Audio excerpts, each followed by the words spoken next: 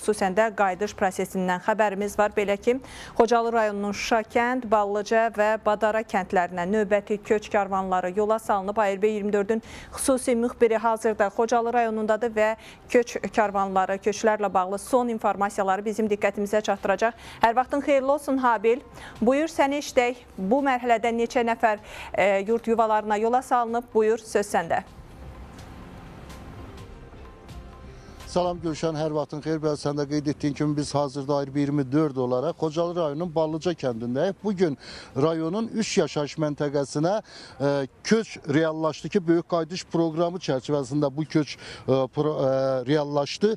Bəli, Badara, Ballıca və Şuşa kəndlərinə qayıdış proqramına uyğun olaraq bu mərhələdə Şuşa kəndinə 14 ailə olmaqla 51 nəfər, Badara kəndinə 6 ailə olmaqla 18 nəfər, Ballıca kəndinə isə 9 ailədən 38 nəfər daimi öz yurt yuvalarına qayıtdı. Qeyd edək ki, bu köç mərhələsi də daxil olmaqla Şuşa kəndinə ümumilikdə 93 ailədə 341 nəfər, Ballıca kəndinə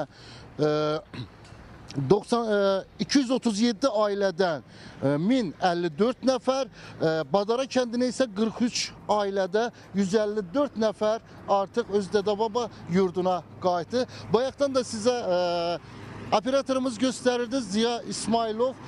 Onların yük maşınları gelmişler ancak artık özleri de çattılar. Tabii ki bu Ballıca'ya çatan köç karvanıdır.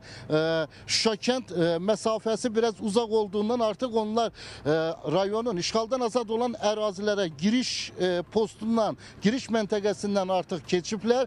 Lakin hələ tam öz necə deyirlər məntəqələrinə Şuşa kəndi hələ çatmayıblar, ancaq Ballıca kəndi artıq öz sakinlərini qarşılayır. Onu da qeyd edim ki, bütün xərclər hamısı dövlət vəsaiti hesabına reallaşır. İstəyir onların yüklərinin daşınması, istərsə də onların sərnişin daşıyan nəqliyyat vasitələri ilə dövlət vəsaiti hesabına hamısı, hər biri öz Dədə-baba yurduna rahatlıqla gəlir və onu da qeyd edim ki, bu yaşayış məntəqələri antiterror tədbirlərindən sonra Azərbaycan dövlətinin nəzarətinə keçmişdi. Yəni 2023-cü il sentyabr ayından Azərbaycan dövlətinin nəzarətindədir. Qısa bu zaman kəsiyində artıq Azərbaycan dövləti bu yaşayış məntəqələrinin qazın, suyun, işığın, rabitə xətlərini çəkib, yollar bərpa olunub. Eyni zamanda yaşayış evləri də onların yaşayışı üçün hazır vəziyyətə gətirilib.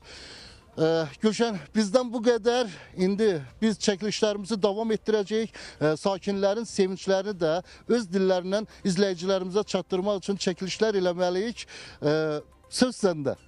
Təşəkkürlər Habil, ətraflı məlumatlar üçün. Xatırladım ki, xüsusi müxbirimiz Habil Aslanoğlu Xocalıya növbəti köç karvanları ilə bağlı məlumatları, ən son informasiyaları diqqətimizə çatdırdı.